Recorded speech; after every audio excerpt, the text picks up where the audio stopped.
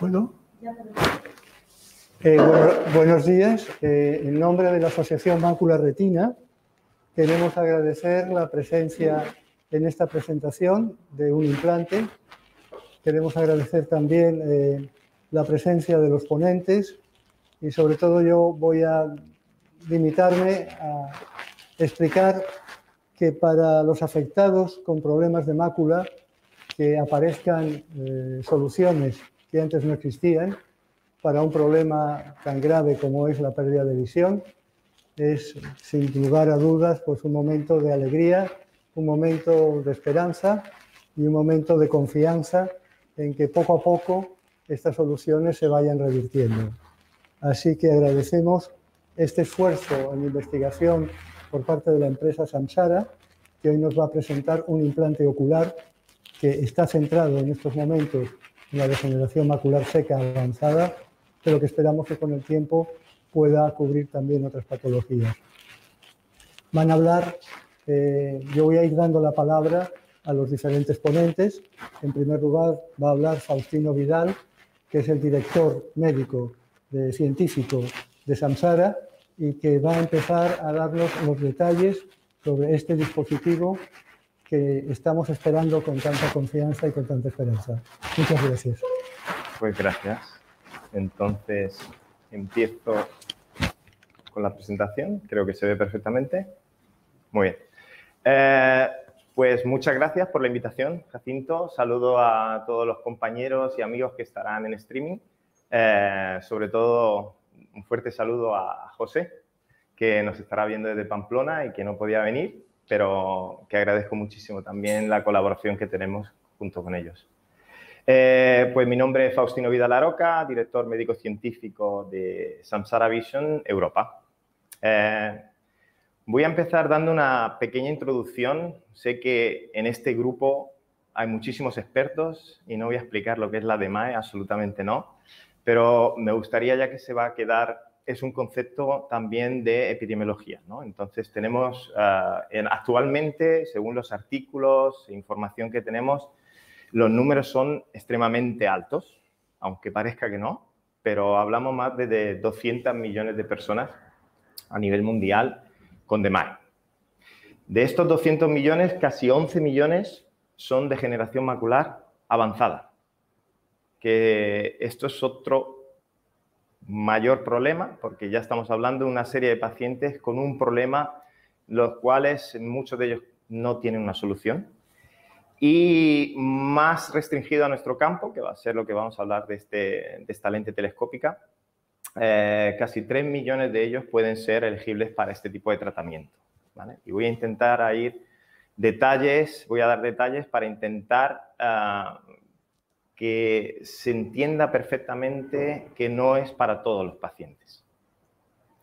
De nuevo, hablamos de dos tipos de degeneración macular y una es la seca y otra es la húmeda.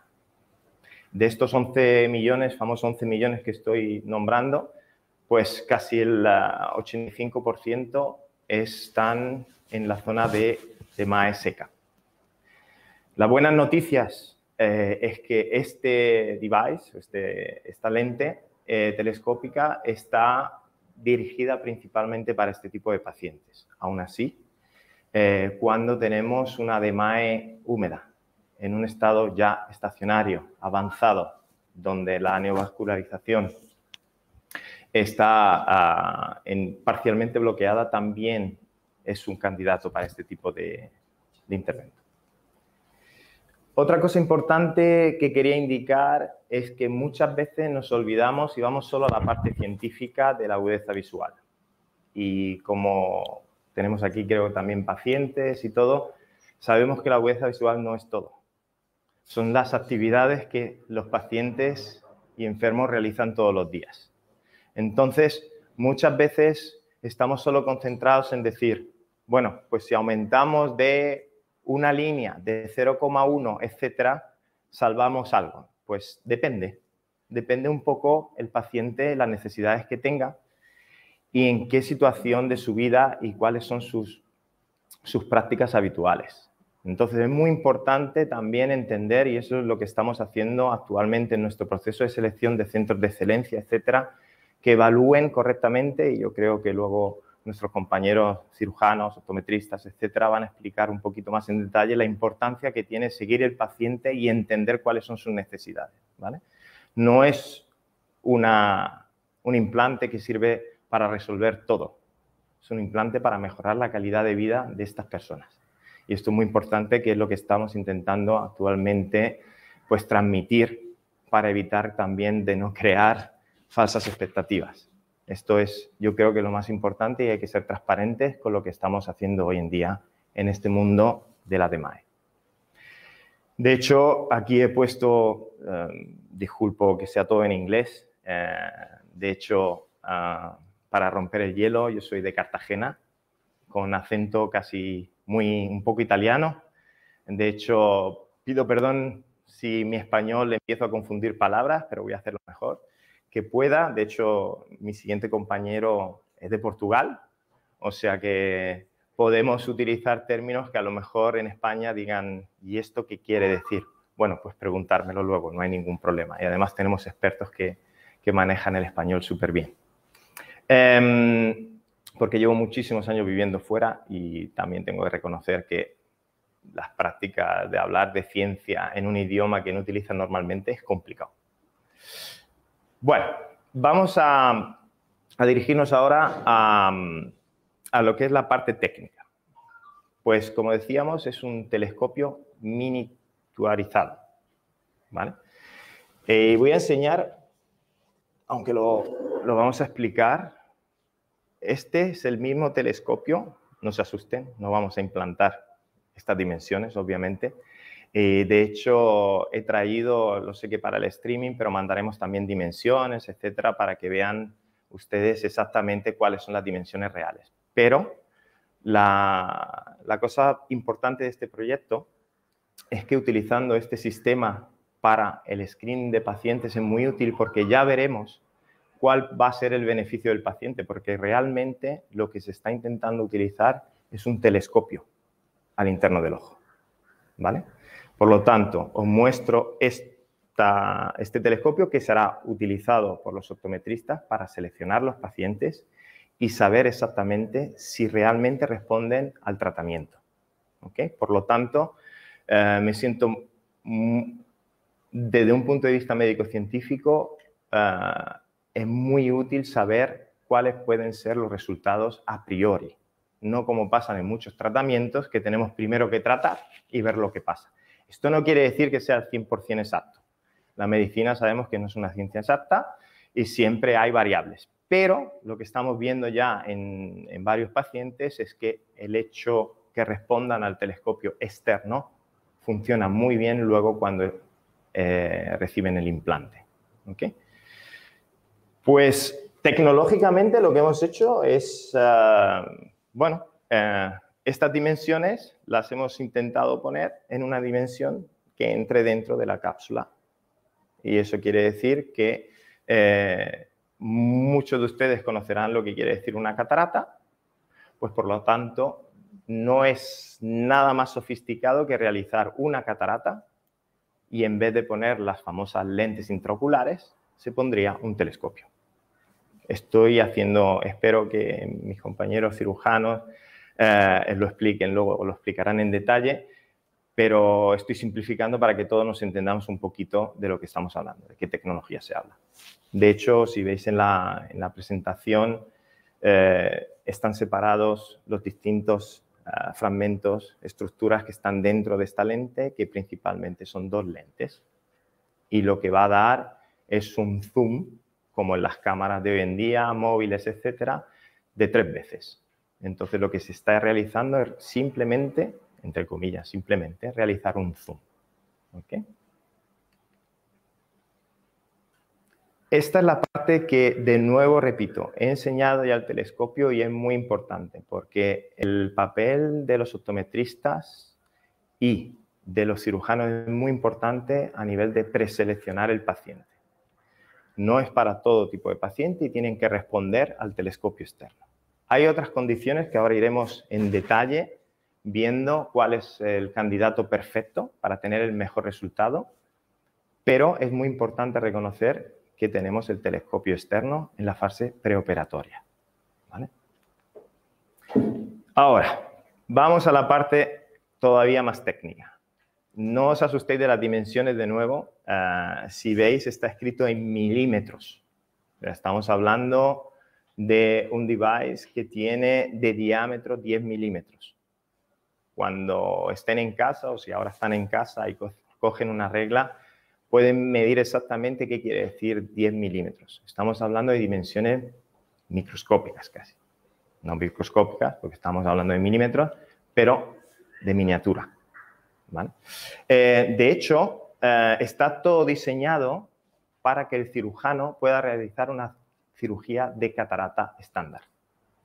Por lo tanto, no es un intervento complicado. Y de nuevo, en medicina siempre me gusta analizar y decir que complicado se pone entre comillas porque todo puede pasar en una cirugía, pero realmente el diseño ha sido para que el cirujano también esté en una situación de poder realizar un implante en una zona de seguridad importante, porque es lo que hacen principalmente todos los días.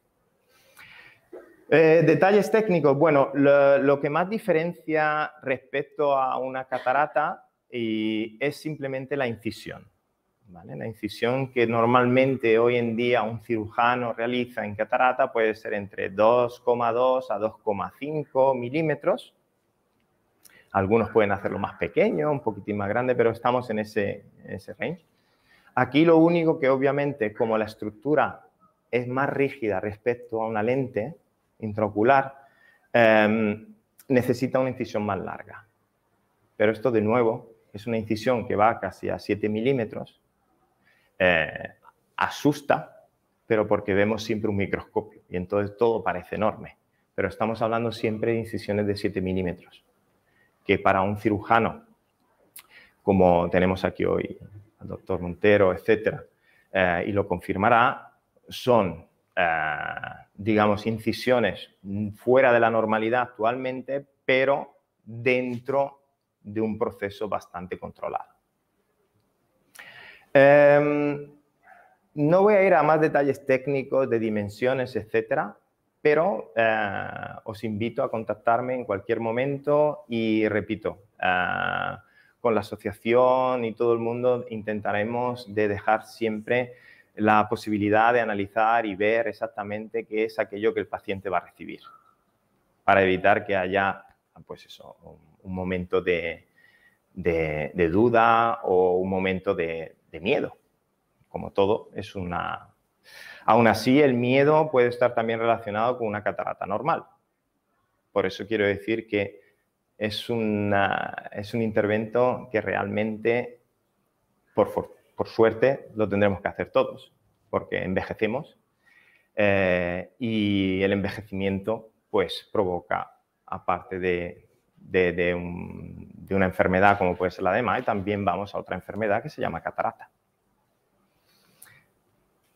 Esta imagen es solo para indicar que este device ha sido también perfeccionado para montarlo en un sistema precargado.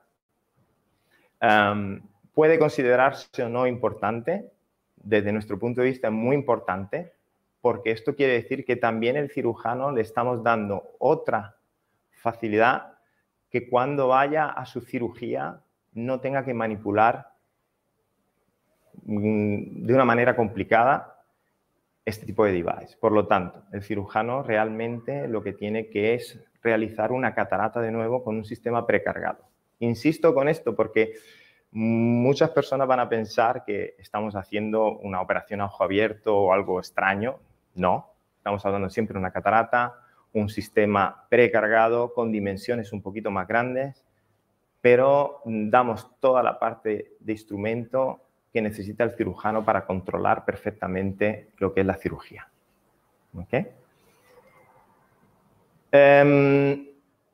Aquí es como, bueno, simplemente para mostraros también, porque como sé que hay cirujanos, pacientes, etcétera, lo que estoy intentando demostrar aquí, simplemente pues indicar que va a haber varias incisiones. En la más grande, que será la de 7 milímetros, 8 milímetros, pues en esta incisión el cirujano va a insertar el sistema precaricado, presionando y, como veis en la imagen que se mueve, la lente entra en la cápsula, en la bolsa capsular, y de ahí ella automáticamente se posiciona correctamente para dar la agudeza visual que esperaremos que sea la mejor posible.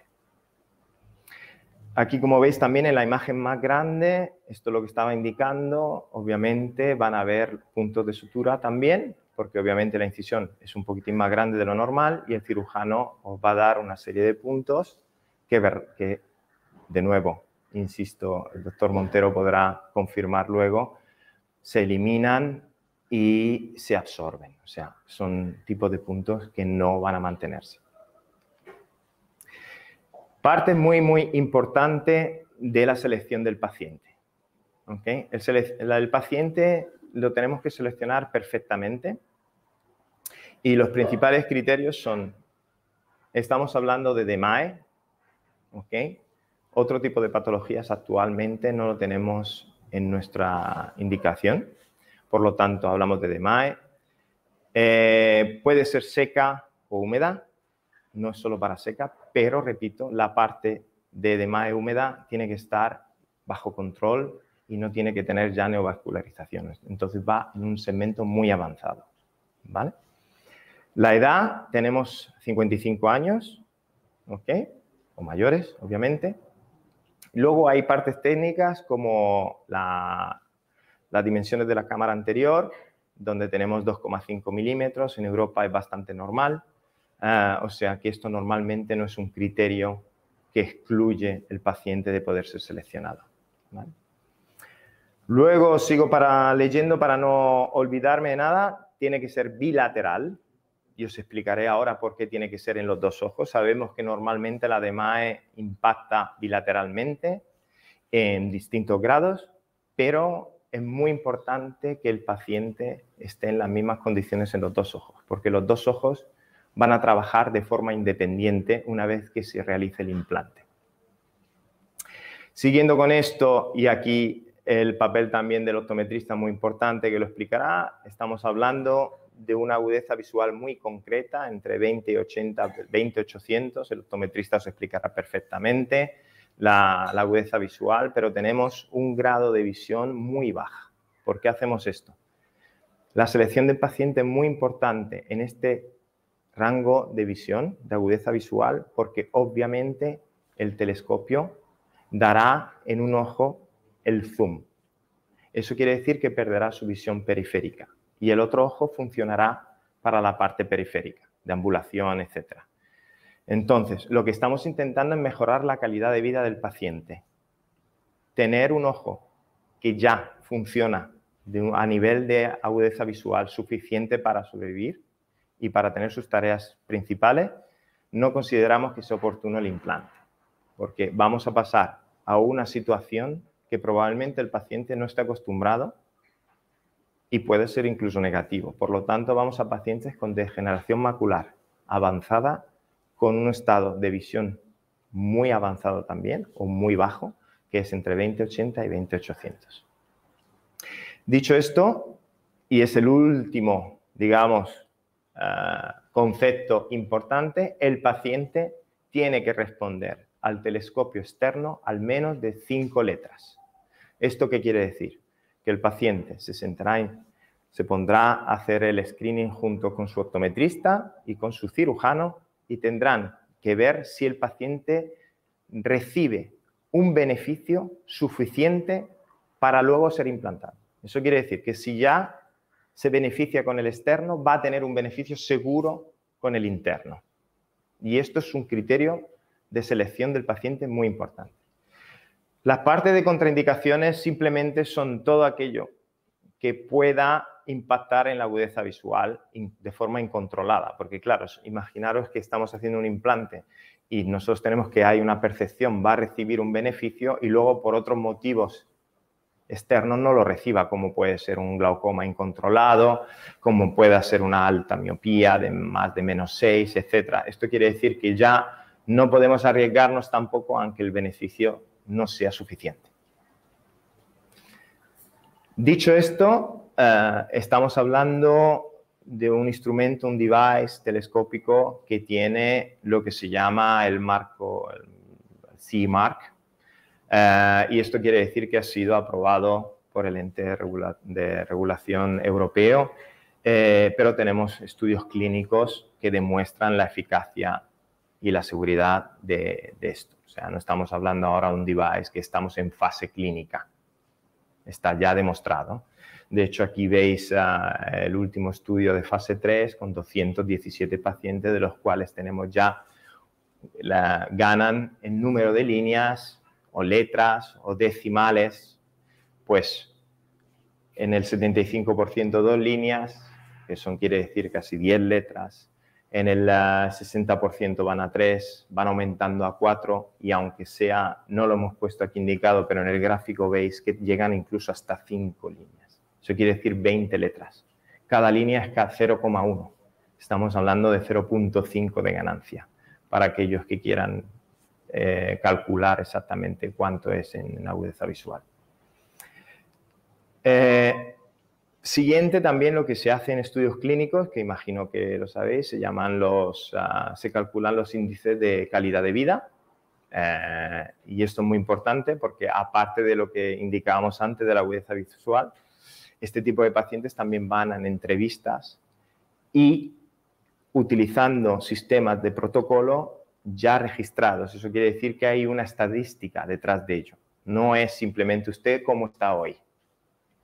Eso puede ser muy subjetivo. Hay una serie de preguntas que permiten calcular en estudios clínicos cuál es la calidad de vida que están ganando. Y como veis en el esquema, todos los puntos han sido significativos, excepto uno, que va un poco con el contraste, el color, etcétera, pero que ha sido aceptado, aunque no sea estadísticamente significativo, porque estamos hablando de pacientes donde la DMA es tan avanzada que la pérdida de un poquito de color tampoco les va a impactar negativamente. Aún así, nadie se quejaba, digamos, desde un punto de vista. Y todo ello viene, sobre todo, hablado con su cirujano y ver las condiciones, etc.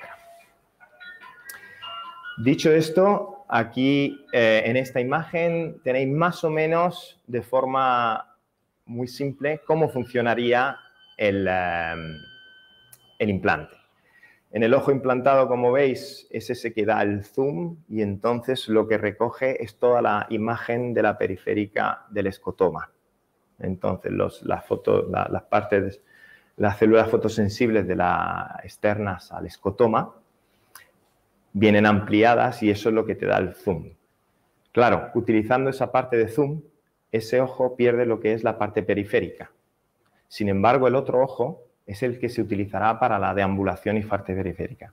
Esto es lo que se llama una visión biocular, no binocular, etc. Biocular quiere decir que un ojo funcionará para unas funciones, el otro para otras. Y aquí tenemos la importancia de nuevo del optometrista y del equipo, porque habrá una rehabilitación que es súper importante en este tipo de pacientes, que ellos tienen que empezar a utilizar sus distintos ojos según sus necesidades y acostumbrar su cerebro a que respondan a este tratamiento.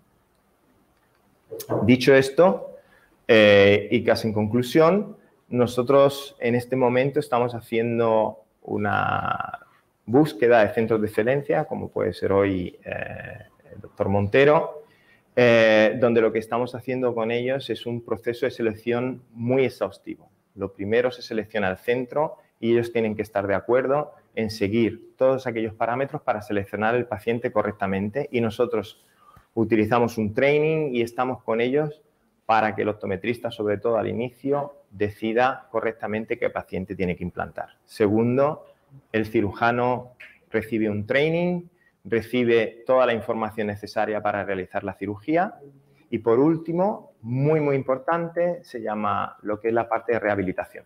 La rehabilitación también el centro se tiene que comprometer a trabajar con el paciente en 6 a 8 sesiones de 1 hora a la semana, donde el paciente se intentará explicarle exactamente cómo funciona su nueva visión.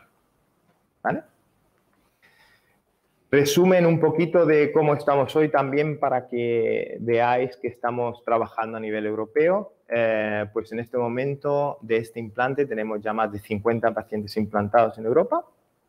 Eso quiere decir que tenemos ya bastante experiencia, con buenos resultados, aunque aquí no es el momento para explicar. Va a ir a todo en publicaciones y revistas científicas donde demostraremos científicamente y estadísticamente que lo que estamos diciendo es verdad y no es un marketing como a veces intentan empresas decir, pues aquí no hay juego si no es publicado. Para mí no tiene ningún sentido. 38 centros de excelencia en este momento en Europa, en distintos niveles. Tenemos centros de excelencia que están implantando, otros que se están treinando, otros centros que están buscando pacientes. Están en varios estados de selección del paciente. Importante para mí, siempre normal que tiene un CE Mark, ¿vale? Que está aprobado para su comercialización. Eso quiere decir que ya ha tenido todos los pasos de estudios clínicos necesarios para llegar a ello. En este momento, bueno, estamos empezando en España, con mucho orgullo. Y bueno, tenemos 6 centros en España que están de nuevo en distintas fases. Pues para no olvidarme y no olvidar ninguno, pues tenemos en Sevilla Dr. Montero, tenemos en Jerez el Dr. Ruiz Mesa, junto con su equipo también que trabaja en Sevilla. También tenemos en Pamplona actualmente Dr. Borg, que también está empezando está en la fase de training y empezando a realizar cómo va a seguir los siguientes pasos para los implantes. También tenemos un par de centros, uno en Barcelona y otro en Alicante, que son centros que están actualmente en lo que se llama estudios clínicos de post-marketing.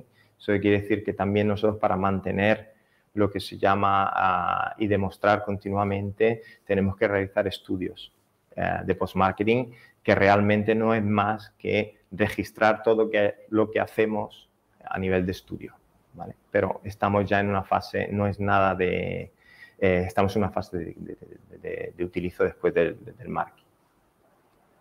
Y bueno, tenemos ya el 63% de los centros están ya implantando por segunda vez.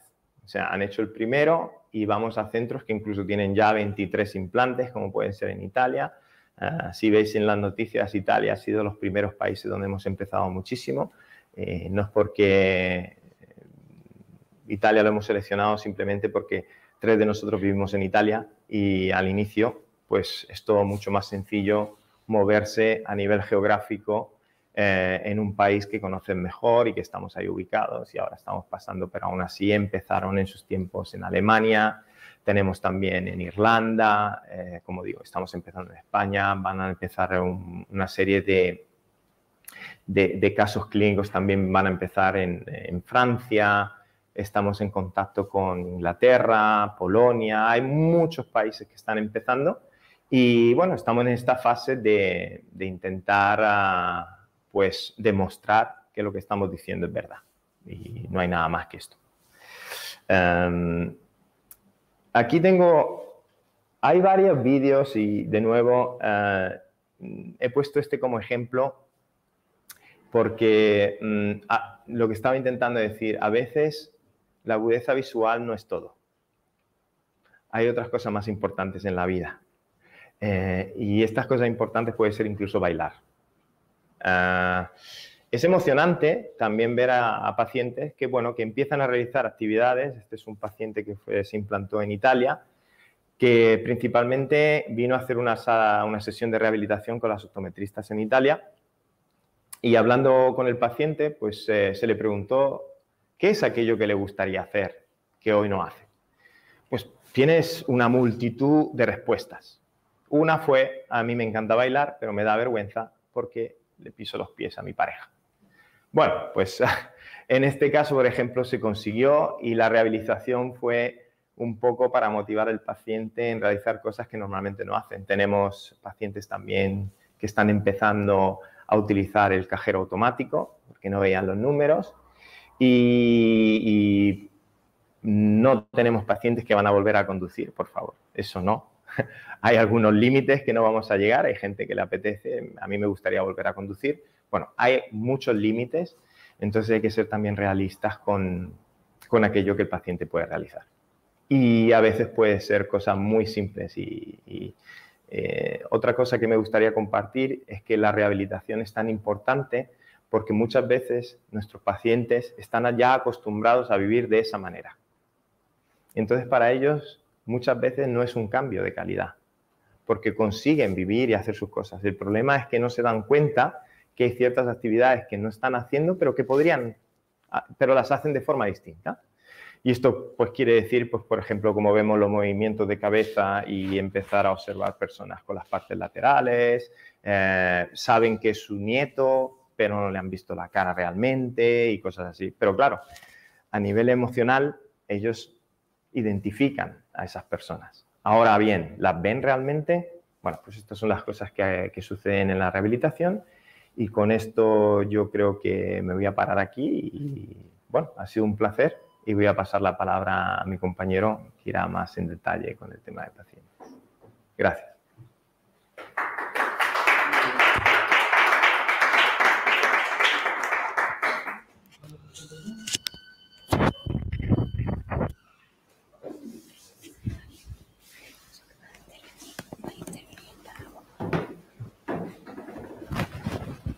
Bueno, muchas gracias a Faustino Vidal.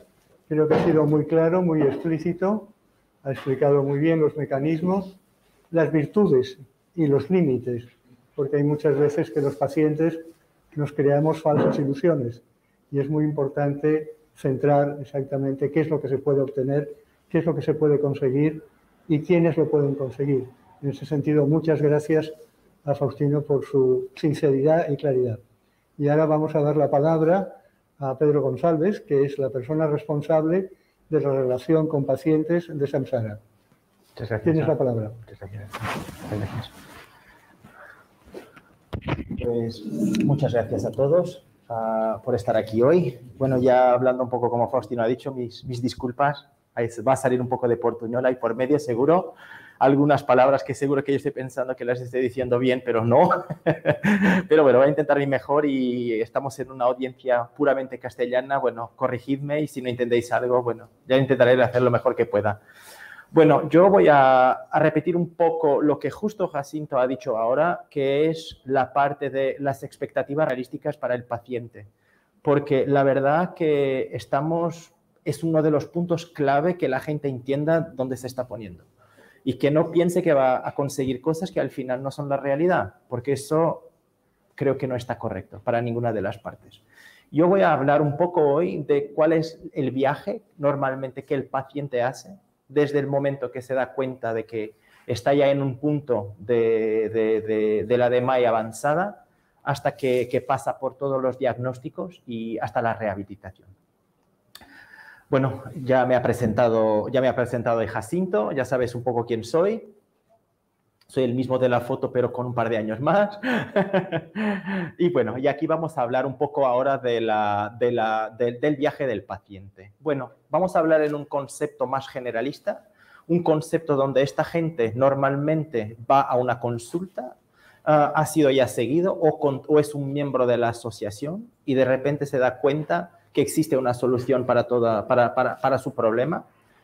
Desde esa consultación ya hay indicaciones de cómo hacerse la llamada preselección del paciente, que va a ser sobre todo los criterios que Faustino ha hablado justo ahora, tener más de 65 años, haber un límite de visión, tener algunas expectativas ya correctas. De ahí el paciente es enviado literal para una consulta de selección, que nosotros llamamos la consulta de evaluación.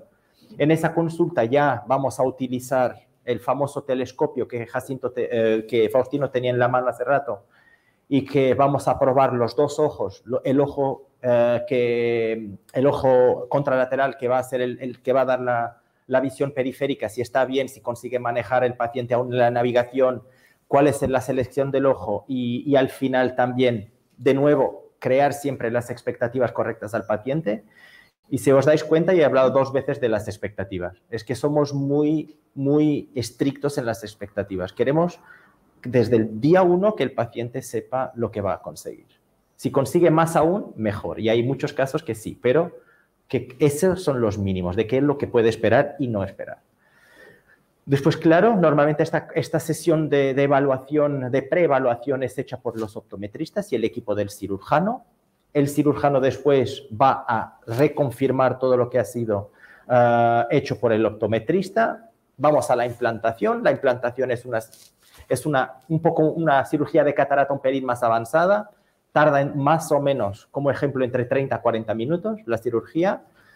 Como Faustino también ya ha dicho, el telescopio solo es en un ojo. No son dos ojos con telescopio, solo se hace en un ojo. Y después, en ese mismo día, el cirujano ya va a hacer una prescripción para enviar a ese paciente a la rehabilitación. Claro que en todo ese momento no es como una cirugía de catarata que 48 horas después la gente ya empieza a ver algo. En este entonces aún tarda un pelín más que ese tiempo. Es un procedimiento más avanzado.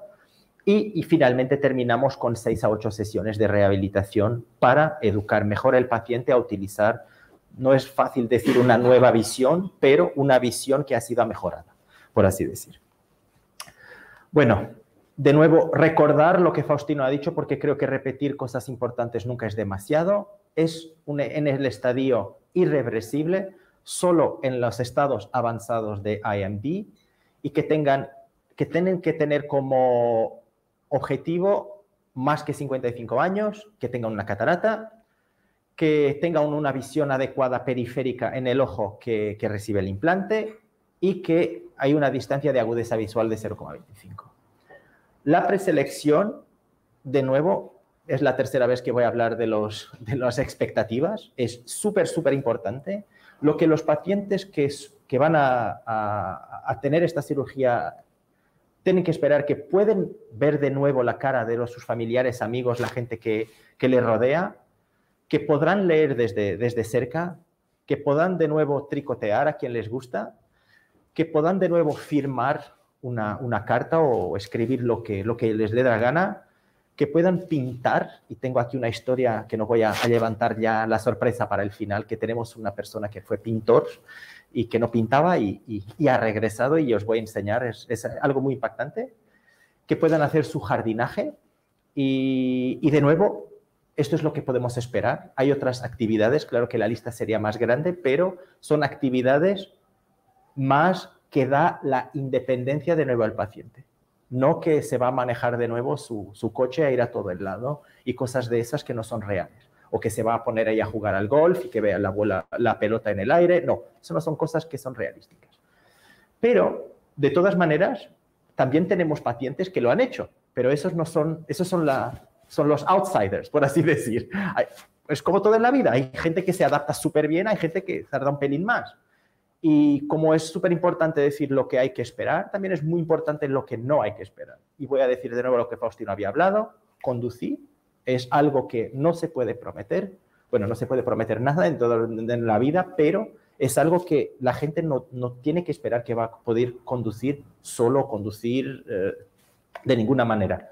Como estaba hablando un poco en el golf, estamos en el estudio, sé que hay muchos campos de golf por aquí abajo y hay mucha gente que se gusta jugar. Eso puede que sea algo que no vaya a pasar para nada. El tenis o deportes así que necesitan movimientos muy rápidos o que los objetos se muevan muy rápido. Y también algo que no es realista es que no utilicen gafas. Esto no es una cirugía para quitar gafas. Esta es una cirugía para mejorar la visión. Pero las gafas van a continuar para el resto de la vida, si Dios quiere. Porque esto no va a corregir eso y todos los pacientes al final van a necesitar una prescripción para gafas nuevas. Eso es mínimo del mínimo. Toda la gente tiene que entenderlo. De nuevo, cuando pasamos ahí a la sesión le llamamos la de evaluación y de aconsejamiento, vamos a probar aquí un poco el optometrista va a enseñar al paciente y a educar al paciente cómo tiene que utilizarlo, porque como Faustino estaba diciendo hace rato, esto es algo que es muy importante porque es muy difícil en todo lo que es de oftalmología, de enseñar lo que se va a ganar al final de la cirugía y en lo que los pacientes se están alistando, esto aumenta una cierta proporción. Y si ya hay resultados buenos con el microscópico, con el telescopio externo, con el microscopio implantado normalmente tienden a ser mejores. ¿Por qué? Porque aún le da una magnificación más grande. Lo que quiere decir que si aquí hay buenos resultados con esto, seguro, casi seguro que con el otro va a ser aún mejor. Pero este es uno de los ejercicios más importantes y es algo que también al final a los pacientes le da la confianza para proceder con la cirugía. Porque si solo están confiando, pero no tienen su manera de acreditar, de probar antes de hacerlo, es un poco más complicado. Bueno, de nuevo, como he hablado, el cirujano hace una nueva rehabilitación, de nuevo va a evaluar sus expectativas. Pero si os dais cuenta, expectativas es casi el tema de mi presentación, es estar siempre en el punto correcto, estar en el mindset con la mente en el sitio adecuado. La implantación, como ya os he hablado, es de 30 a 45 minutos, dependiendo de los casos. Hay casos más sencillos, dependiendo de la catarata, dependiendo de los tejidos del ojo. Pero normalmente yo no he visto ninguna que tarde más de 45 o 50 minutos, a ser sincero, y he visto un par de ellas. Y después, sí, finalmente, porque esto no es solo una catarata, esto es una mejoración de la visión, esto es una visión biocular y no binocular, lo que quiere decir que hay una sesión de educación y de aprendizaje. Y aquí es donde todo el equipo es importante, pero los especialistas, en este caso los optometristas, que van a educar de nuevo a los pacientes a utilizar lo que se llama una visión biocular y para que, bueno, yo creo que aquí en nuestra presentación, claro que no sé quién está mirándonos en el streaming, pero cuando nosotros miramos a un lado son los dos ojos que miran y el cerebro recibe la información de los dos ojos. Esto se llama binocular. Bioculares, tenemos que utilizar una visión para cosas más cerca y otra visión para navegar periféricamente. Y el cerebro va a tener que interpretar cuál es para un sitio y cuál es para el otro. Y esto se llama la neuroplasticidad. Y esto es algo que se aprende. No se nace con ello, se aprende. Pero el bueno es que nuestro cerebro tiene la capacidad de aprenderlo de nuevo. Y por eso es tan importante que la gente que se apunta a hacer una cirugía con este dispositivo médico no es solo la cirugía. Si quiere hacer solo la cirugía, no está en el sitio correcto. Tiene que alistarse a la rehabilitación. La rehabilitación, yo diría, es tan o más importante que la cirugía, porque esto es lo que va a dar los resultados. Es casi como, voy a quitarme el carnet de conducción, eso no te da nada. Hay que manejar después para saber cómo utilizarlo, porque el carnet solo no sirve de nada. Así es un poco en este sentido también. Como ya hemos hablado, hay variaciones. El promedio es entre 6 a 8 sesiones de rehabilitación para tener los resultados adecuados. El señor que Faustino, yo también tengo el vídeo aquí en esta presentación que estaba ahí bailando, esto lo ha hecho en la segunda sesión, lo que quiere decir que es increíble. Hay gente que mejora muy rápido, hay gente que tarda un pelín más. Tengo gente que a la tercera sesión estaba firmando. Tenemos uno que a la primera sesión ha llegado a decir, estoy súper contento, como Faustino estaba diciendo, puedo utilizar ahí el bancomat, puedo ir a sacar billetes al banco solo con mi tarjeta, no tengo necesidad de pedir a mi hija o a mi compañero para que me ayude. En la primera sesión ya ha habido una señora que ha dicho, bueno, ya empiezo a saber cómo utilizarlo para mirar la tele, que era algo que no conseguía, tengo que cerrar un poco el otro ojo para que lo mire bien, y hay gente que bueno, es algo natural. Hay gente que se autoeduca y hay otros que necesitan un poco más de apoyo. Pero todos normales, todo en la vida está contabilizado de esa manera y por eso decimos 6 a 8 para cubrir todo el rango de pacientes. Pues bien, ¿cuáles son entonces los objetivos que tenemos para la rehabilitación? Bueno, claro que tenemos que acceder a evaluar la función visual y sus limitaciones. Hablar de lo que el paciente puede hacer o no, porque es más una cuestión de recordarse, porque nuestro cerebro es un poco tramposo y se olvida muy rápido de lo que ha sido, lo que era antes, y hay siempre que recordar un poco dónde estábamos y a dónde vamos. Mejorar, claro, la visión y la manera como se va a utilizar esta nueva visión. Educar al paciente en las nuevas técnicas que tiene que utilizar para saber navegar, para saber mirar la tele, para saber hacer su tricoteo, para hacer su jardinaje. La parte importante de esta educación es que son con ejercicios reales. Esto no son cosas teóricas, no son cosas que el paciente lo puede hacer cuando se vaya a casa. Y estamos aquí en un centro y para la gente que no está aquí en el auditorio, estamos en un centro que es de lo más impresionante que hemos visto, que tiene una simulación aquí justo a nuestro lado, donde el paciente en el punto de rehabilitación literal puede navegar como si estuviera en su casa y hacer sus actividades normales. Lo que quiere decir que el entrenamiento pasa por situaciones realísticas, no pasa por situaciones teóricas.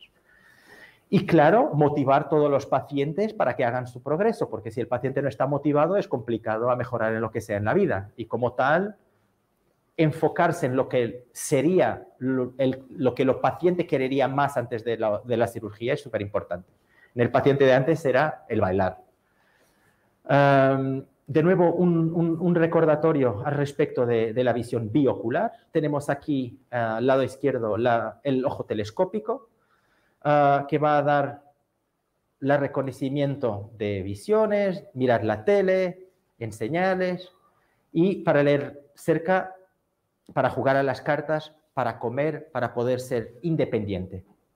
El otro ojo, que va a ser el ojo de la visión periférica, el ojo no implantado con el device, va a dar la orientación. Lo que quiere decir que si un paciente solo tiene un buen ojo, pero no tiene el otro ojo para orientarse, esto no está bien, porque estamos limitando un montón después su libertad. Y esto es, de nuevo, a mejorar la vida del paciente para darle un poco de independencia que ha perdido. Al mismo tiempo, no solo orientarse, pero que se mueva con seguridad, porque si se mueve, pero si está cayendo casi 5 minutos, cada 5 segundos, tampoco está bien. Esto, sobre todo, es para, después de las cirugías, para darles un poco una idea de cómo se va a pasar la parte posoperatoria. Lo que se hace y lo que tenemos como preestablecido es, al momento de la cirugía, aunque esté escrito en el slide 2 semanas, estamos mejorando ahora y ponemos la rehabilitación después de 4 semanas. Hemos aumentado un poco porque, como todo, la rehabilitación es un promedio de los números de pacientes que se ven y el promedio nos dice que sería mejor, tendríamos mejores resultados empezarla a la 4ª semana que a la 2ª. Y por eso hemos cambiado esto y a día de hoy la rehabilitación está para ser empezada a las 4 semanas y después cada 2 semanas. Al principio estábamos al revés. Teníamos a las 2 semanas, empezábamos y después una vez al mes. Ahora no. De nuevo, con todos los pacientes hemos aprendido que sería aún más rápido y más efectivo si damos un pelín más de tiempo al principio, pero después las encortamos, porque la gente está más motivada, está más ahí enganchada en el procedimiento y al final los resultados son mejores. Esto es un sumario de un poco de lo que se hace. Aquí tenemos OD y OT para clarificación. Estos son los roles, son los trabajos que hacen los diferentes miembros del equipo de rehabilitación.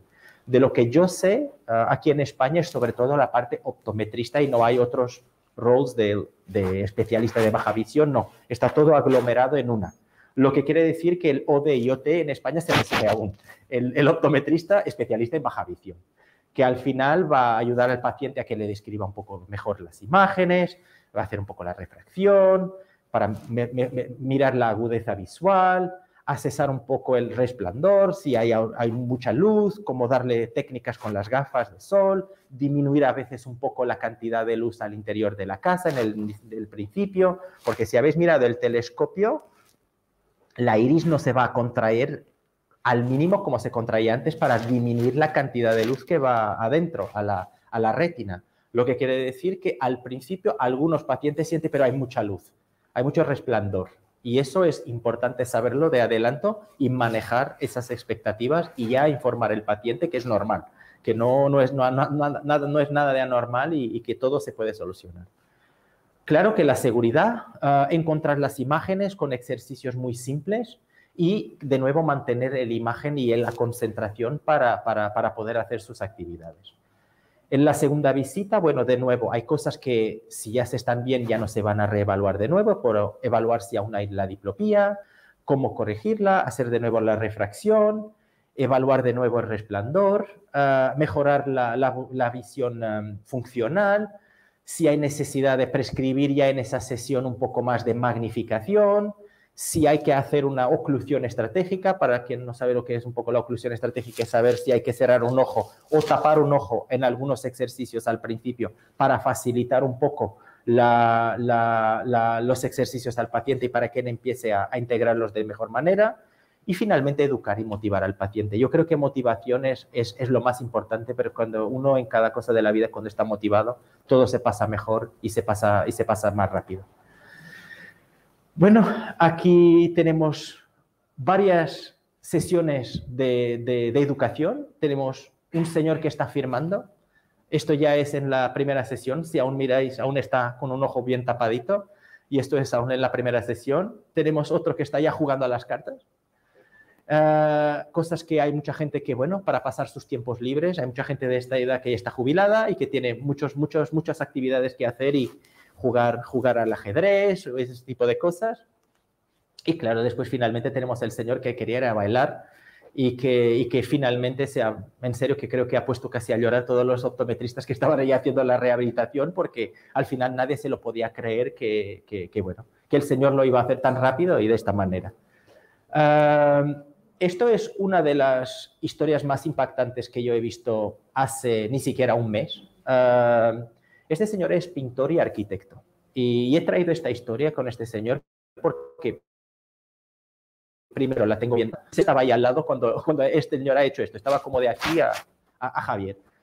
Y le estábamos preguntando porque el señor nos estaba diciendo, bueno, una de las cosas que más me gusta en la vida es literal el color. Es alguien que es artista, ¿sabes? Esas personas que tienen muchas expresividades. Y profundidad en lo que dice. Y estaba diciendo, soy un artista, dejé de tener mis capacidades de analizar la luz, el color, no consigo pintar, mi creatividad se fue, no consigo poner lo que quería antes, lo que ponía en mis canvas para pintar. Y nosotros estaba nuestro jefe, mío y Faustino, estaba el cirujano y el señor, y él nos dice, el paciente, no voy a decir su nombre, él nos dice el paciente que, bueno, quieren que les enseñe un cuadro de antes de hacer la cirugía y uno de después. Estamos hablando que era un señor que estaba viniendo a la rehabilitación, ¿eh? No estamos hablando de un señor que ha hecho esto ya desde hace años. Y el señor se coge su móvil y literal, hasta lo enregistré, porque el señor se saca su móvil y empieza a buscar en el móvil, ya entrenado con el ojo, si veis mirar ahí, ya utilizando la cabeza de un lado al otro, y nos busca esta foto del caballo, y un caballo lleno de color, y al que él nos dice, este es el caballo de guerra que nos aproxima. Es como tenemos una guerra por delante de nosotros, en sus palabras, que es cuando tenemos una patología que nos quita la libertad y que nos quita lo que más nos gusta hacer. Y lo que yo he querido hacer, hablando en su nombre, no yo, fue hacer el caballo de guerra, el caballo de batalla, lo que tenemos que atravesar. Y mirad los colores que he conseguido ponerle. Y él nos enseña así el móvil. Este es mi cuadro ya después de la cirugía, ¿eh? Esto lo ha hecho como en un par de semanas entre una sesión y otra. Y nosotros, ¡wow! Y después, como él tenía toda esta expresión y lo hemos pedido, bueno, ¿puede usted contarnos su historia? Y el señor, sin nada más, bueno, me encantaría contar mi historia, y hasta había pacientes afuera, unos para ser rehabilitados, otros para ser seleccionados, y el señor estaba ahí explicando ya casi todo como si fuera un profesional. Y pido perdón porque, antes de más, no sé si tenemos sonido, y si no tenemos sonido, no tenemos, bueno. Los subtítulos están en inglés, yo lo voy traduciendo un poquito para que uno sepa lo que el señor está diciendo, pero es una historia muy, muy impactante. Y le hemos preguntado lo que era su vida antes de la maculopatía, y él estaba diciendo que su vida antes no tenía nada que le impidiera de hacer nada, que había perdido a su padre cuando era muy joven, ha sido crecido con su mamá hasta los 18, y después fue libre toda su vida. Era un espíritu libre, según él. Y que al final, como es un artista, claro que tiene una sensibilidad aún más grande que un ciudadano que no lo es. Y siempre se estaba comentando, se refiere al pulpo negro en mi ojo. De despertarme, se refería al escotoma. El pulpo negro en mi ojo, que cuando me despierto, cuando me levanto por la noche, vivir todo el día con el pulpo negro, eso es algo que me mata. Es algo que ya no sabía lo que era vivir con esto siempre fui acostumbrado a estar autónomo, y aún así cuando me despertaba durante la noche, la primera cosa que vi era el pulpo negro. Esto es algo que me hasta hablaba de los tentáculos, que era como una prisión, es que lo describe de una manera increíble. Y al final lo que ha dicho es que eso era algo que le limitaba mucho. Le limitaba no solo lo que más le encantaba hacer, pero en sus palabras era como una limitación a su creatividad, era una limitación a su interior, por así decir. Y es algo que él ha dicho, si tengo la mínima esperanza de poder ganar lo que sea un poco de esa libertad que tenía antes y de acceder un poco a mi interior, no tengo ninguna duda que es lo que lo quise hacer y hasta ha dicho, y gracias a Dios que todo ha ido bien y que lo he conseguido. Y ahora lo que estaba diciendo era, ahora solo espero que también la ciencia me ayude a manejar la cantidad de información que recibo, porque como pasé tantos años ahora con este problema, tengo dificultad en manejar la cantidad de información. Y se estaba diciendo, bueno, ahora mi cerebro no está aún tan organizado, pido ayuda a la gente que me hace la rehabilitación, que me ayude a interpretar todo lo que me entra, porque es que es demasiado. Para mí es tanta información que he perdido durante tanto tiempo y estoy reeducándome de nuevo a cómo manejar toda esa información. Y es algo fue una historia muy impactante. Hay otras, pero esta fue una que me tocó porque estaba ahí al lado. Y el señor, bueno, como era un artista, creo que pone las palabras aún más en el punto que nos gusta para saber cómo expresar eso. Hay otras historias que fueron, bueno, un señor que nunca había visto su nieta y bueno, y cuando estaban haciendo la sesión con el telescopio, con el telescopio externo, el señor empezó muy bien, todo bien, y después de repente ahí el optometrista le ha dicho, pero había algo que de verdad le gustaría ver. Bueno, es que mi hija es muy guapa, pero nunca he visto a mi nieta. Y la cara de mi hija no la veo desde hace mucho. Y dijo, pero tiene ahí alguna foto de su nieta, y estaba acompañado por su mujer. Y su mujer tenía la foto de la familia y, claro, como todos los abuelos, la foto de la nieta, de los nietos, y ahí estaba. Y le pone la foto de delante y el señor pone el microscopio, en este caso el telescopio, perdón, y en serio que ve la cara de la nieta. Y dice, pero es mi niña cuando era más pequeña. Y esto fue literal, el señor se puso a llorar y tal, y fue lo que quería. Y literal, era eso, era ver la cara de la nieta. Porque hasta ese entonces, como la gente que sufre de baja visión, era por la mano que la sentía, pero no la veía. Y eso fue, de nuevo, una historia que no está redactada, pero súper impactante también. Esto es de que hace escalofrío, pero la verdad que es así. Pero bueno, poniendo las emociones un poco de lado ahora, vamos a cómo es que en España nosotros, Samsara, Asociación Mácula Retina, podemos ayudar a todos los miembros y a todas las personas que sufren de esta patología. Primero, antes de más, como mi colega Faustino ya ha hablado, tenemos 8 cirujanos que están operando en este momento, que van a empezar a operar algunos de ellos ya con el dispositivo.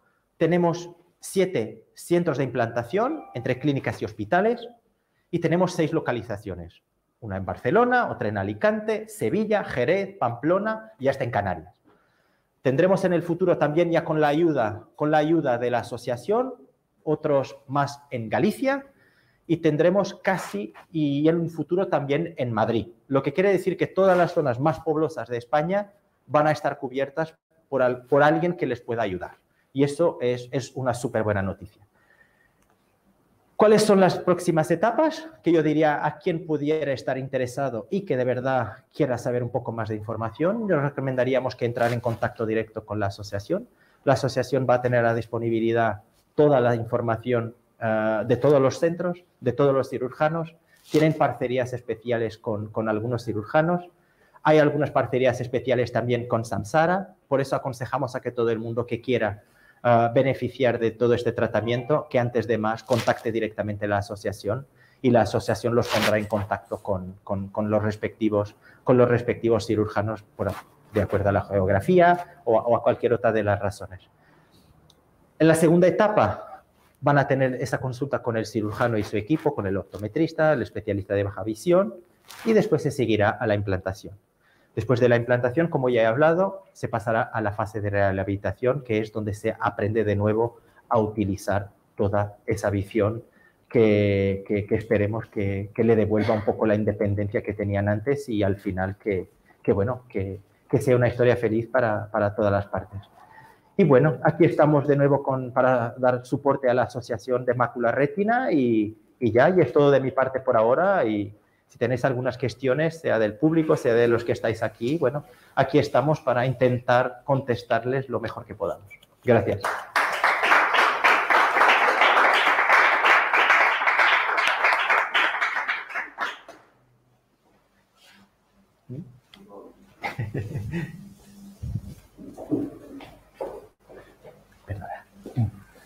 Muchísimas gracias a Pedro González.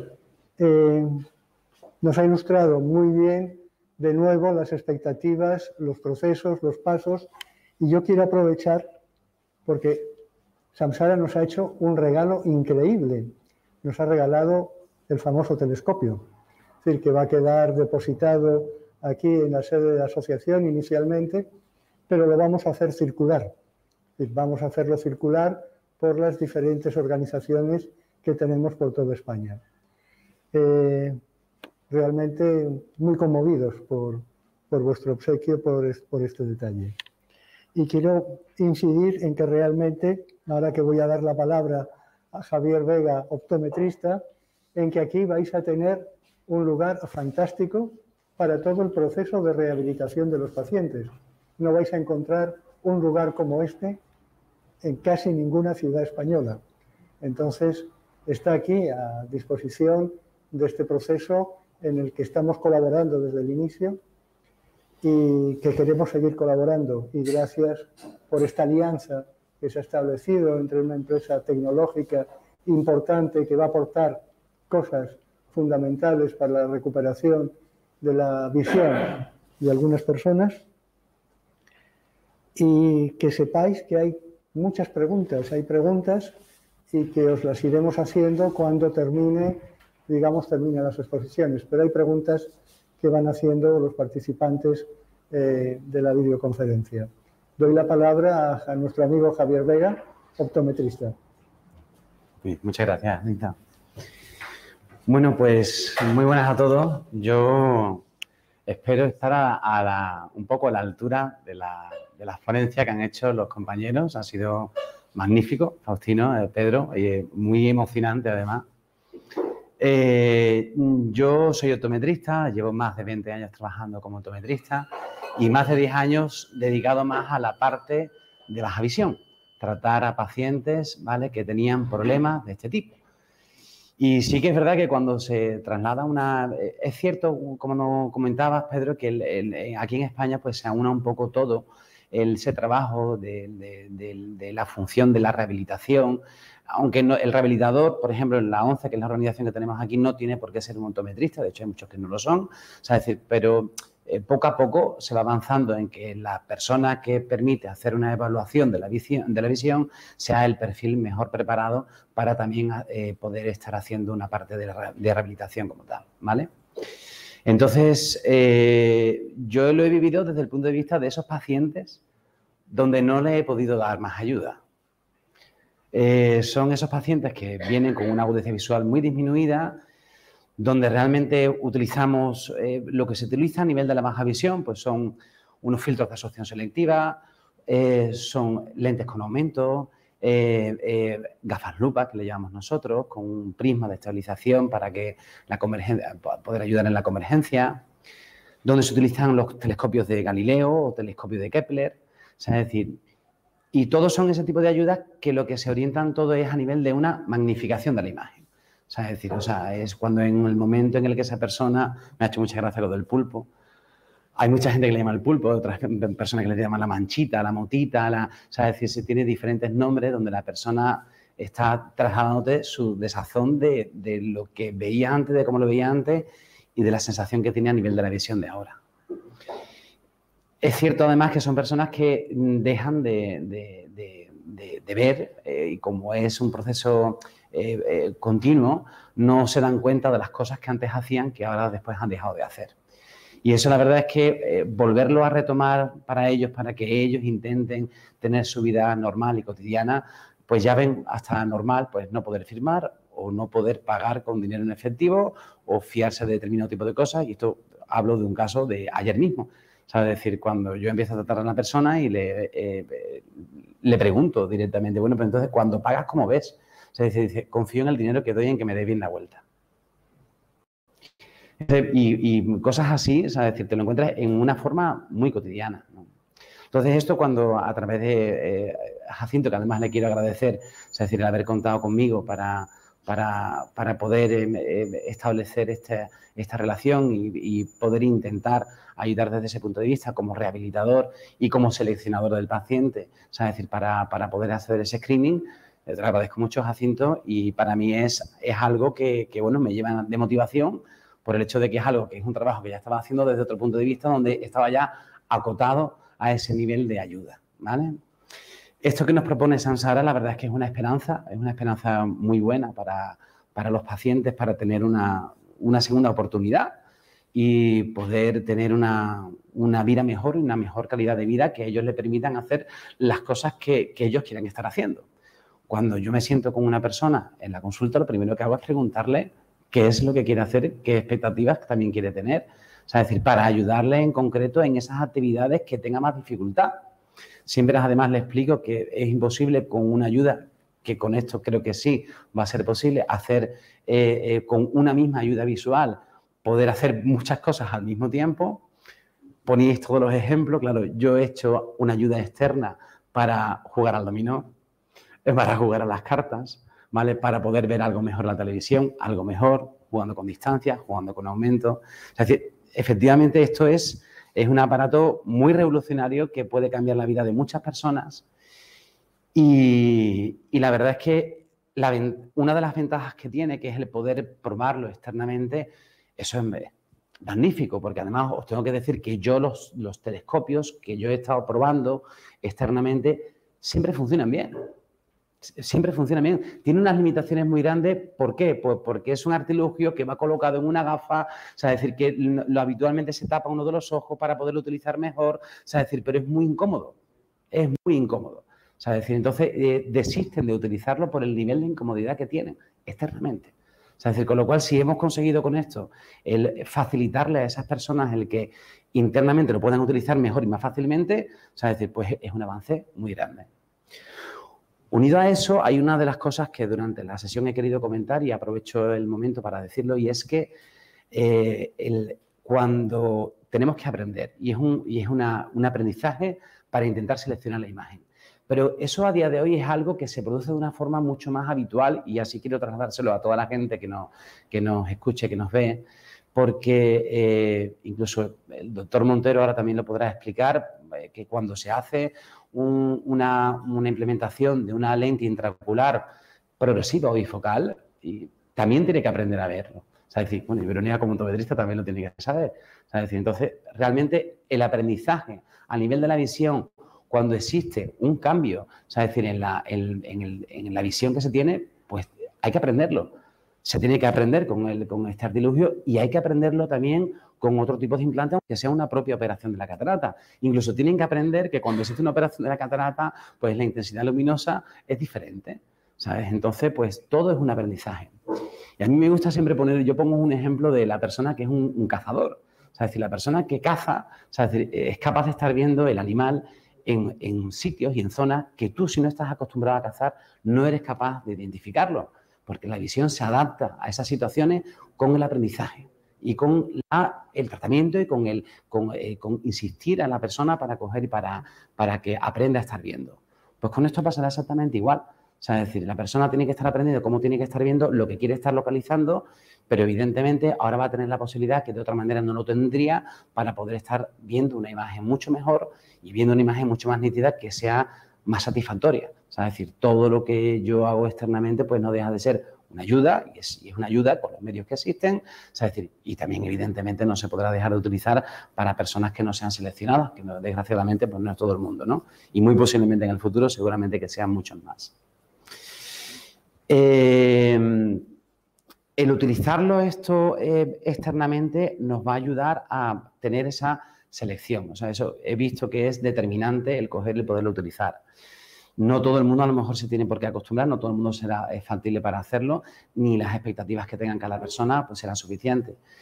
Pero también es una cuestión también de explicarle a ellos qué nivel existe para coger y para hacerlo, porque creo que en el momento en el que se le plantea a las personas cómo ha de ser este tipo de cosas, siempre va a ser una ganancia, ¿vale? Siempre que sean los candidatos apropiados para hacerlo, ¿vale? Yo poco más puedo decir, la verdad es que estoy muy ilusionado porque a la vez está tratando tantos pacientes con este nivel de dificultad, creo que es un avance bastante grande, bastante relevante. Creo que además, una vez que se está utilizando, irá avanzando en aquellos pacientes que hoy en día son excluidos y que en el futuro pueden ser incluidos. Y bueno, pues aquí empezamos a empezar a funcionar. Y también quiero insistir mucho en lo que es la figura de ese rehabilitador. El rehabilitador le va a ayudar en el aprendizaje. Es muy importante el hecho de que esa persona, aparte de ese criterio de selección, pues se le aprenda a estar utilizando esa ayuda visual, que siempre hay que hacerlo. O sea, es decir, cuando las ayudas visuales son también externas, también hay que aprenderlo. Incluso es hasta más importante en sí, o sea, es decir, no solamente la propia prescripción de la ayuda, sino aprender a utilizarla. O sea, es decir, para que esa persona sea capaz de sacarle el rendimiento apropiado y no caigan unas expectativas que a lo mejor no tendría. Entonces, es importante hacerlo desde el principio y hasta el final. Y a partir de aquí, pues bueno, yo intentaré hacerlo lo mejor posible, dándome la oportunidad a través de ustedes para coger y para sacar el máximo rendimiento y sacar las conclusiones ahora aquí también en las que nosotros podemos estar haciendo. Y bueno, pues animo a todas las personas, pues igual que el resto de los compañeros han hecho referencia a que estamos a la disposición para que todas las dudas que se puedan estar teniendo, para que nos la planteemos. Yo soy de Sevilla, sí que es cierto, o sea, es decir, lo tienen mucho más fácil a nivel de la asociación, o sea, es decir, como para poder hacer una consulta o a través de la asociación o a través de la mía propia y poderles informar perfectamente de todo lo que, de lo que empieza hoy y que a partir de aquí pues esperemos que sea pues un camino largo y que sea fructuoso. ¿De acuerdo? Muchas gracias.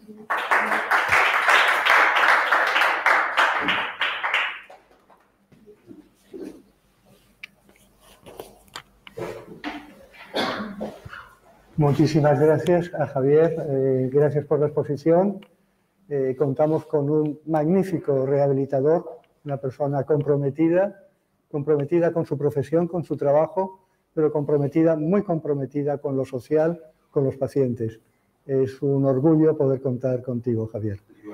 Y ahora damos la palabra al doctor Ignacio Montero. No sería posible explicar parte de la historia de la asociación sin haber tenido al doctor Ignacio a nuestro lado. Ha sido, bueno, pues casi un taca-taca, como se dice para los niños, ¿no?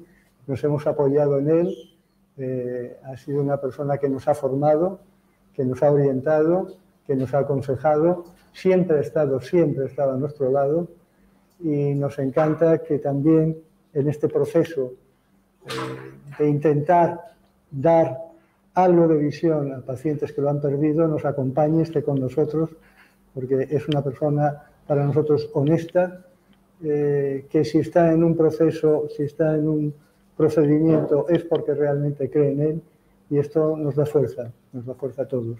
Muchas gracias, doctor Montero. La palabra.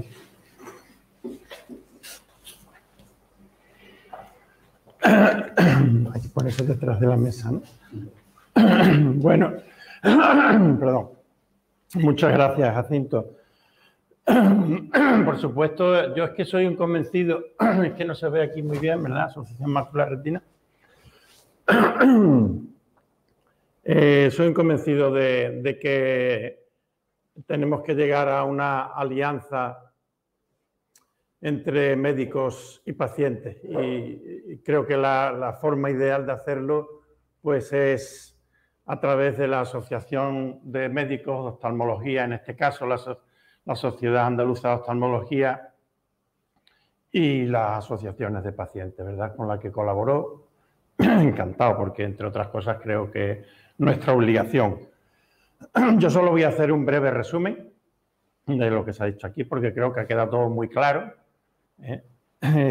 Decía Faustino que a lo mejor no le entendíamos algunas palabras, creo que los dos habían hablado un un castellano muy clarísimo. Y creo que solo te he sorprendido en un anglicismo, que creo que es device, bueno, que luego Pedro la traducción muy como dispositivo, ¿no? O cacharrito, ¿verdad? Este cacharrito. Bueno, pues un cacharrito que metemos dentro del ojo. A mí me sorprende. Decía Javier que es revolucionario. Yo creo que no es nada revolucionario. El telescopio de Galileo, imagináis cómo estaría Galileo, sí que bailaría aquí hoy si viera que el telescopio de 2 metros que él hizo para ver la Luna y los planetas, pues ahora habéis sido capaces de meterlo, de hacerlo tan pequeñito que lo ponemos dentro del ojo. Por eso, claro, es sorprendente, ¿verdad? Una técnica tan antigua, unos estudios ópticos tan antiguos que ahora habéis conseguido meterlos dentro del ojo. No es la primera vez que se intenta. Yo ya conozco otros aparatitos como este, otros devices que se ha intentado, pero ninguno ha tenido la característica de este. Incluso al principio lo intentábamos hacer el telescopio nosotros poniendo una lente intraocular, cuando aparecieron las lentes intraoculares hace 40 años, hipercorregida y así crear un pequeño telescopio. Bueno, aquello funcionaba regular porque tenía otros problemas. Vosotros creo que lo habéis conseguido muy bien, por eso yo me he metido con vosotros y con Mácula Retina porque creo que puede ser una aportación muy buena para los pacientes. No es para todos los que tengan DMAE. Yo estoy deseando que también esto se amplíe no solo la indicación para DMAE, sino para otras patologías maculares, ¿verdad? Que pueden tener una situación muy parecida a la DMAE y por lo tanto pues una solución que se puede aplicar también para estas otras patologías. Creo que hay una sola cosa que no sé si ha quedado bastante clara para los pacientes, sobre todo los que nos escuchan online, ¿no? Que es tienen que ser pacientes con DMAE, que estén realmente ya más avanzada, que estén con baja visión de 0,2, 0,3, pero que además no estén operados de catarata. No, por ahora, de momento, creo que... Claro, por lo menos en uno de los ojos no puede estar operado de catarata. Si está operado de los 2 ojos de catarata, no nos sirve. Entonces, eso creo que no sé si le ha quedado bien, por eso quería repetirlo. En cuanto a la cirugía, yo creo que no vamos a encontrar ningún problema. Es prácticamente una cirugía de catarata, un poquito más complicada, pero solo un poquito. Vamos a hacer una regresión un poco a la cirugía que hacíamos hace unos años cuando no operábamos la catarata por facoemulsificación, sino que lo hacíamos abriendo un poco más el ojo porque no teníamos las lentes plegadas y teníamos que sacar el núcleo del cristalino, teníamos que ampliar hasta 8 milímetros, pues vamos a volver a hacer lo mismo. No para sacar el cristalino, que lo vamos a sacar igual que una catarata normal, sino para luego introducir el dispositivo, que lo vamos a hacer por 8 milímetros y vamos a tener que dar unos puntitos de sutura. Para los cirujanos que estamos acostumbrados a este tipo de técnica no nos supone una especial complicación. Entonces, en ese aspecto, tranquilos, porque quirúrgicamente no es para nosotros una cosa complicada. Y bueno, luego yo creo que va a depender mucho de la capacidad que cada uno tengamos de adaptarnos, de aprender a manejar esa nueva visión. Y ahí van a estar los rehabilitadores y va a ser un trabajo muy importante. Aquí tenemos un espacio estupendo para entrenarse y para poder utilizar la visión en todas sus circunstancias. Y yo creo que puede ser un éxito para muchas personas. Yo creo que los pacientes van a aprender mucho de su visión, pero yo creo, Javier, que nosotros también vamos a aprender mucho, Ibero, porque esto nos va a enseñar mucho de los pacientes, cómo aprovechar la visión de los pacientes y va a ser una fuente de aprendizaje también, no solo para los pacientes, sino para nosotros. Así que muchas gracias, bienvenidos y para adelante, que yo creo que es una oportunidad que tenemos que aprovechar. Muchas gracias, Mácula Retina.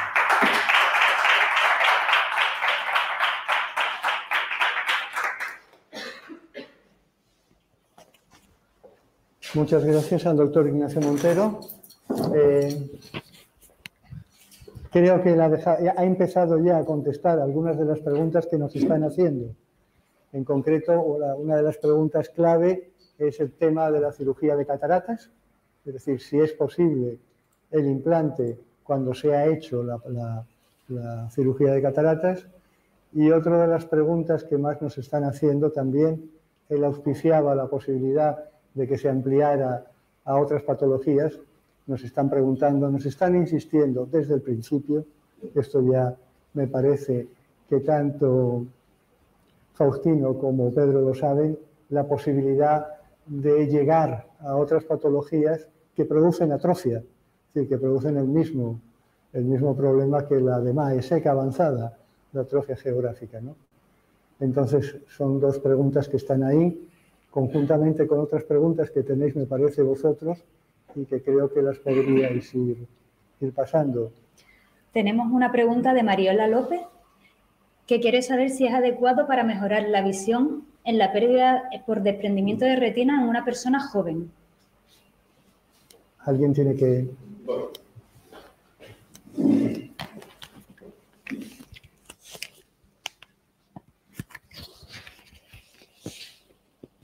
Todo hay que analizarlo y tendríamos que ver y sobre todo pasar los casos al doctor Montero, por ejemplo. La respuesta inicial es no, en el sentido que está indicado para DMAE. Si solo tiene un desprendimiento de retina, hay otras soluciones para ello. Edurne Murúa quiere saber, dice que le queda claro que es con degeneración macular en ambos ojos. Correcto. Pero quiere saber qué criterios se utilizan para determinar el ojo en el que implantar el dispositivo. El de mejor visión. Y también si es el telescopio externo y la previsión de ganancia visual lo que lo determina. Correcto. No para ir a la parte técnica en detalle, pero durante el examen con el optometrista y el telescopio externo seleccionará el ojo que gane mejor visión, considerando que el ojo contralateral tenga una buena visión periférica. Entonces, no es solo la agudeza visual lo que va a determinar dónde implantar, sino también cómo reacciona el ojo contralateral, ¿vale? Entonces, tiene que ganar en los dos casos, de ambulación y mejor visión. Normalmente será el mejor ojo. Isabel Chisbert quiere saber si es para degeneración macular seca y hasta qué edad es aconsejable realizar la intervención. Tenemos solo el límite inferior, que es 55 años. El superior lo decidirá junto con su cirujano, pero no hay límite. En principio para seca, sí, sí, sí. Obviamente yo siempre... Correcto. Vale. Importante que también el doctor Montero está indicando es para una DMAE seca o una DMAE húmeda estabilizada. Eso tiene que dar claro. Es decir, que podría servir también para la DMAE húmeda. Correcto. Simplemente no tiene que haber una neovascularización de al menos 6 meses. Y en el caso de que se produjera la neovascularización... No hay ningún problema, se podría inyectar y tratarlo después. Yo creo que esto merecería la pena que lo ampliarais un poco, porque hasta ahora hemos estado hablando siempre única y exclusivamente de DMAE seca avanzada. Es decir, estamos abriendo el campo a la degeneración macular húmeda con tal de que no se haya producido una neovascularización unos meses antes. Yo hablaría un poco más de esto, Faustino. Sí, yo, vamos, lo he intentado indicar en el poco tiempo, por eso he mencionado muy claramente que existen dos tipos de DMAEs y que las dos son tratables con el telescopio. Ahora bien, la única parte que es contraindicada es que tiene que ser una húmeda estabilizada, al menos de 6 meses. En el caso se reforme una neovascularización, puede ser tratada con intravitreales y se continúa con el tratamiento. Pero tenemos que ser muy claros que sea estable, porque al principio queremos estar seguros que el ojo que vaya a ser implantado tenga la mejor oportunidad para el futuro. La reactivación de la DMAE húmeda puede provocar que luego el ojo implantado no tenga un buen beneficio. también nos habían preguntado miembros de la asociación ayer, es decir, en un chat, digamos, de la asociación, si podía servir para retinopatía diabética. No. Eso queda totalmente excluido. Totalmente, y os intento explicar en pocas palabras por qué no. La retinopatía diabética no tiene un escotoma central localizado. Quiere decir que el paciente principalmente tiene las atrofias en distintas partes, por lo que quiere decir que actualmente el telescopio focaliza en el centro y coge la región periférica. Eso quiere decir que las otras manchas también las va a recuperar y puede ser contraproducente. Y actualmente, esto es un punto científico. Por otro lado, actualmente el dispositivo, y esta vez lo he dicho correcto, el dispositivo tiene solo para DMAE. Pero estos son por qué no se pueden utilizar otro tipo de patologías. Y lo que preguntaba anteriormente, ¿hay posibilidad de que para otras patologías que cursan, como la DMAE, por ejemplo, Sí. enfermedades genéticas, se pudiera llegar a hacer algún ensayo para ver si el dispositivo es funcional también en estos casos? Sí, a ver, es todo cuestión de estudios clínicos. Sabemos que hay patologías, y aquí doctora Montero me puede corregir si digo alguna cosa que no es necesaria, es que hay muchísimas patologías que se comportan como la DMAE, en el sentido que tienen un escotoma central. Lo único que la ciencia explica que nosotros lo que vamos a tratar es la zona periférica del escotoma. Eso quiere decir que hay células involucradas que no sabemos cómo reaccionan realmente a un telescopio. Desde un punto de vista, todo podría funcionar, porque realmente lo que estamos recuperando es esas zonas, pero yo no podría en este momento, sin un estudio clínico, decir que ese tipo de patología funciona exactamente igual. Está claro que cuando con el telescopio externo os invito, ahí no hay ningún tipo de límite, por lo tanto podréis observar exactamente, y yo creo que también los optometristas ven que con el telescopio hay resultados. Ahora bien, tenemos que restringirnos a estudios clínicos y sin datos no puedo comentar. Pues entonces uno de los usos que daremos al telescopio que nos habéis donado es hacer estudios con personas que tienen patologías que Sí. cursan como la DMAE, Es un estudio pero no que son de invasivo. base genético. Sí. Entonces, bueno, nos pondremos de acuerdo, porque evidentemente hay que hacerlo de una manera controlada y con un seguimiento, científico. Yo invito a todos los doctores, cirujanos, optometristas que estarán en los proyectos bajo comités éticos y bajo controles como se hace en todos los estudios clínicos, y sobre todo en este caso que es no invasivo, simplemente es un resultado de iniciar cualquier tipo de actividades. Sí, yo creo que lo que está diciendo es que, bueno, que realmente ha probado para la DMAE. Teóricamente debe de funcionar en otras patologías similares. Tenemos que probarlo nada más, pero teóricamente sí es aplicable. Ahora tenemos que demostrarlo en la práctica, como mandan los cánones médicos. Bueno, pues esto, desde la Asociación Mácula Retina, pues ponemos nos ponemos este deber de utilizar este telescopio no solo para probar con personas con DMAE seca avanzada o con DMAE húmeda, puesto que hemos ampliado el radio de acción, sino también ver si es posible que esto pudiese servir para otras patologías que generalmente son hereditarias. Hay otra cuestión que la gente nos pregunta, y es el tema, bueno, esto, ¿quién lo va a financiar? Es decir, ¿qué coste va a tener y quién lo va a financiar? ¿Esto va a estar en la Seguridad Social? ¿Cómo? ¿Cuándo? Esa es una pregunta que queda aquí también en el... Vale, bueno, pues es una respuesta que voy a dar, que es la que tenemos actualmente. En este momento hay centros de excelencia y estudios clínicos donde podrían hablar con su cirujano y ver exactamente cuáles serían los costes, que creo que van a ser mínimos, Ahora bien, lo que es en este momento los centros de excelencia, ellos tienen una prioridad para decidir algunas cosas que estamos actualmente hablando con ellos. Entonces, la respuesta más clara y sincera es: vamos a ir a una reembolsabilidad, obviamente, estamos en el proceso de hacerlo, va a durar unos años.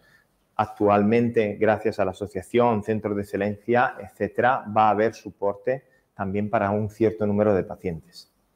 ¿Cuántos y cómo? Yo creo que es mejor discutirlo con los mismos centros de excelencia. Pero hay acceso.